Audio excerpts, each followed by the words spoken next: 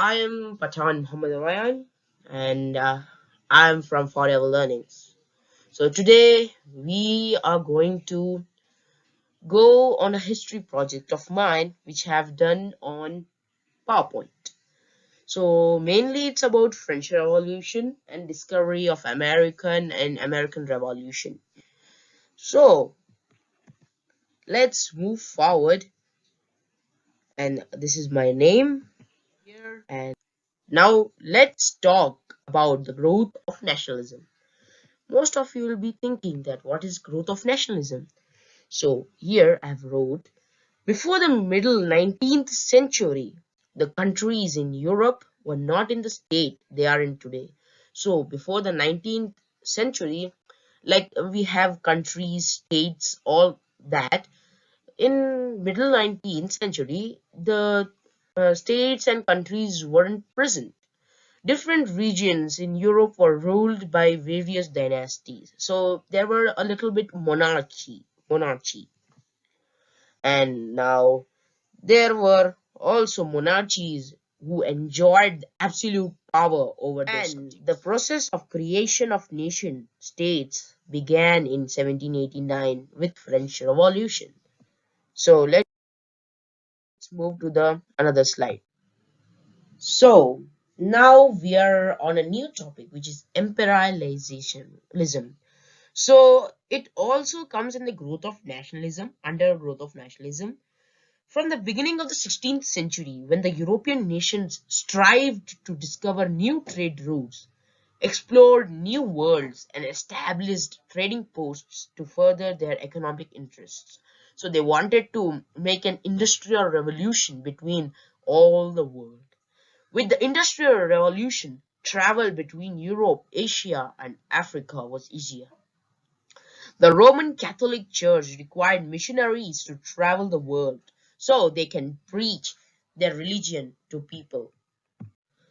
So, in these efforts to complete these goals, European nations established colonies in different parts of the world.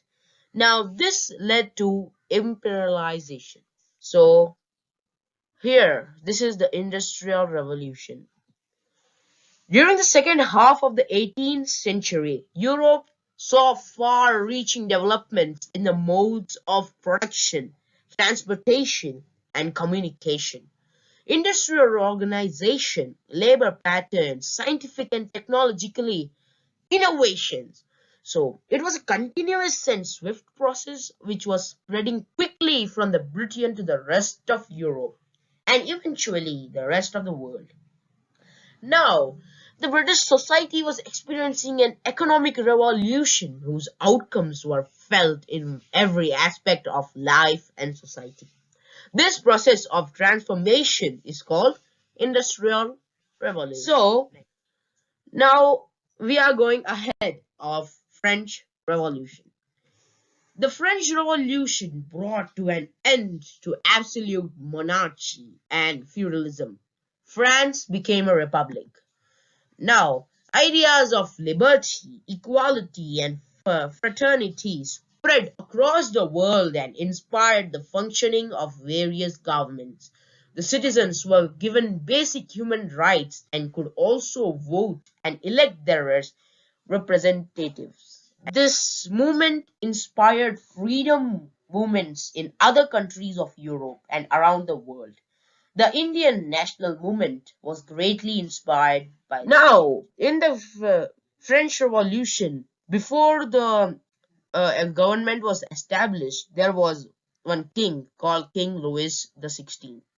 King Louis XVI was born in Bourbon family. In 1774, he ascended the throne of France. He was 20 years old and married to the Austrian Princess Marie Antoinette. Now, the French society during the late 18th century.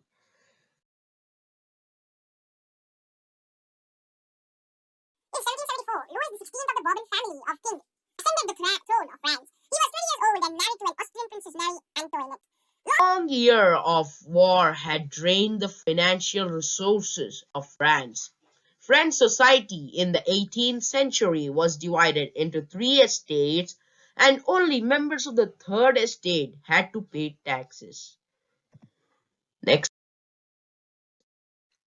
estates during French Revolution. So the first estate was of Catholic Church officials, clergy, and the second estate was the nobility, with the exception of a new literals. The nobility wanted greater political influence for themselves, but nothing for the third estate. Third estate. This cartoon from the era of the French Revolution depicts the Third Estate as a person in chains who supports the clergy and nobility. So now we are moving ahead on the National Assembly of 1789. So the National Assembly, taking the tennis court oath on 10th June 1789, moved that the proceed with verifying its own powers and invited the other two estates to take part, but not to wait for them. They proceeded to do so 2 days later, completing the process on 17th June. An assembly not of the estates but of the people. They invited the other orders to join them, but made it clear they intended to conduct the nation's affair with or without them. Tennis Court Oath, 28th June 1789, under which they agreed not to separate until they had given France a constitution.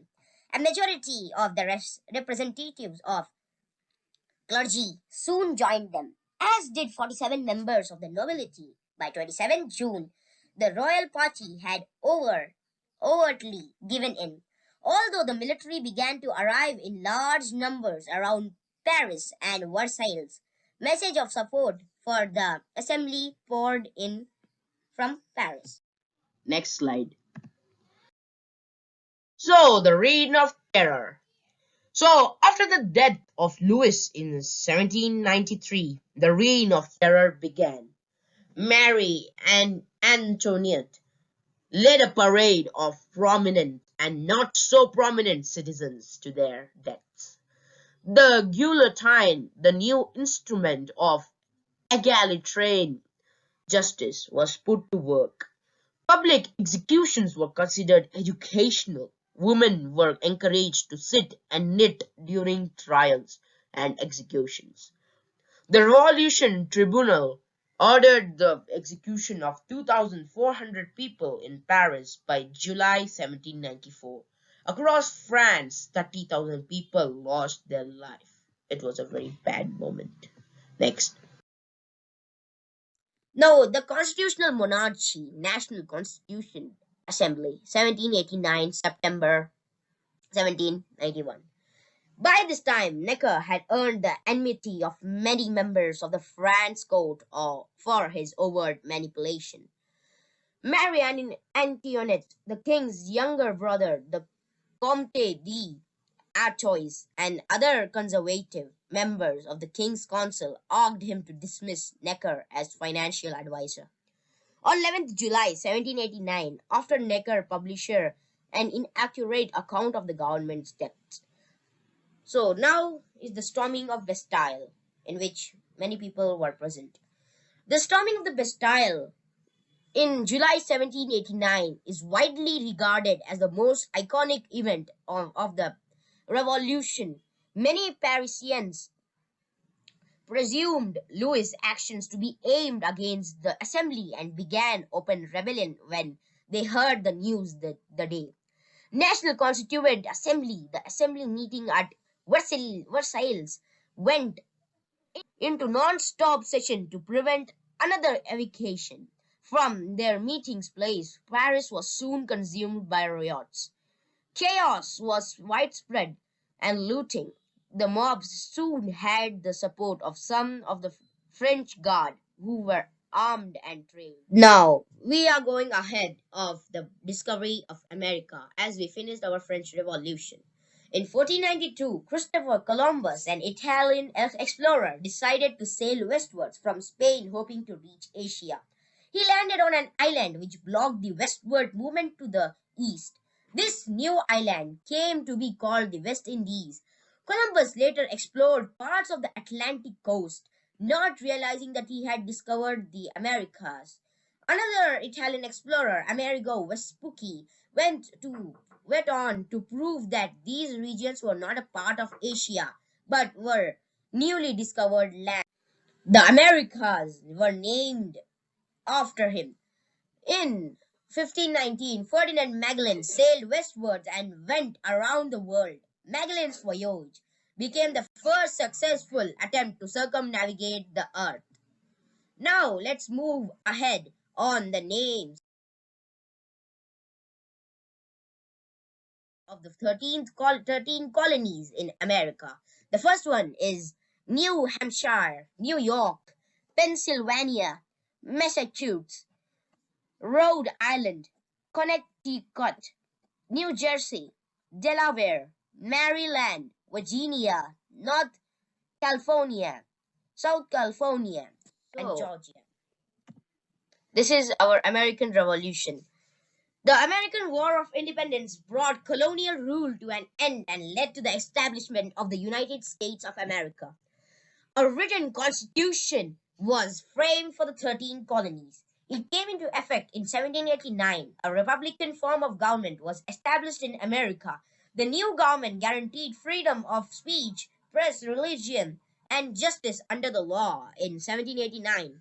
George Washington was elected as the first president of the United States of America. The Constitution of the United States of America served as a model and as inspiration for many countries to fight for independence from colonial rule. Now, these are the British Acts.